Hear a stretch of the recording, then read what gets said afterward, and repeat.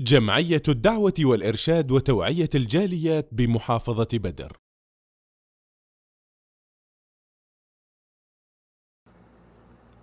الحمد للہ رب العالمین والصلاة والسلام علی اشرف الانبیاء والمرسلین اما بعد۔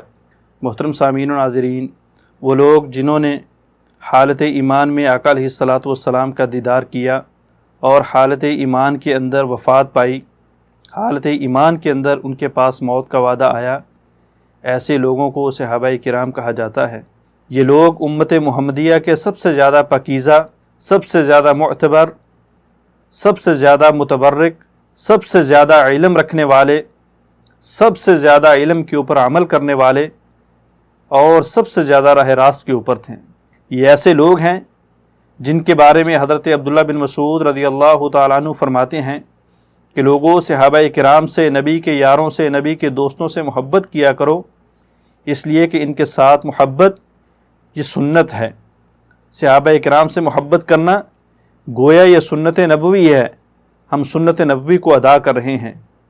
صحابہ کرام کے لیے دعا کرنا یہ اللہ رب العالمین کا قرب حاصل کرنے کا سب سے بڑا ذریعہ ہے۔ صحابہ کرام کی پیروی کرنا، ان کی اقتداء کرنا، ان کے فرمودات کو، ان کے فرامین کو، ان کے اقوال اور ان کے افعال کو سینے سے لگانا، ان کے اوپر عمل کرنا، یہ جنت میں جانے کی گارنٹی ہے۔ یہ جنت میں جانے والے راستے کو آسان کر دیتا ہے۔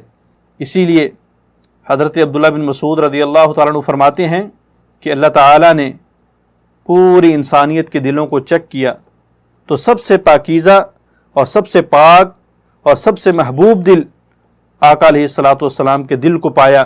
اسی لیے اللہ نے اس کو نبوت کے لیے اختیار کر لیا، اپنا نبی اور اپنا رسول بنا لیا۔ اور پھر اللہ رب العالمین نے تمام انسانیت کے دلوں کو چیک کیا تو سب سے پاکیزہ اور سب سے محبوب دل صحابہ اکرام کے دلوں کو پایا۔ اسی لیے اللہ رب العالمین نے ان لوگوں کو نبی علیہ الصلاۃ والسلام کے دوست، یار اور اصحاب چن لیا۔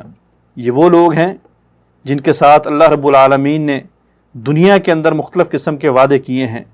اللہ رب العالمین فرماتے ہیں کہ مہاجرین صحابہ کرام، یعنی وہ صحابہ، وہ لوگ جنہوں نے آقا علیہ الصلاۃ والسلام کے حکم پر مکہ کو چھوڑا، مدینہ میں آئے، اپنا مال چھوڑا، اپنا گھر چھوڑا، اپنے رشتہ دار چھوڑے۔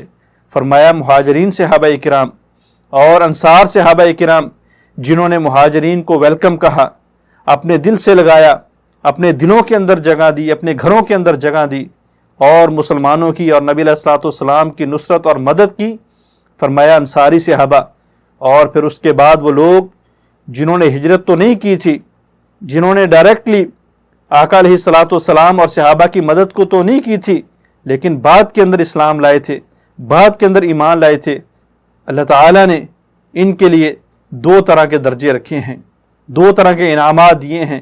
پہلا انعام کہ اللہ تعالیٰ نے ان کی تمام بشری خطاؤں کو، تمام انسانی غلطیوں کو معاف کر کے اللہ نے ان کو اپنی رضامندی کے سرٹیفکیٹ عطا کر دیے ہیں۔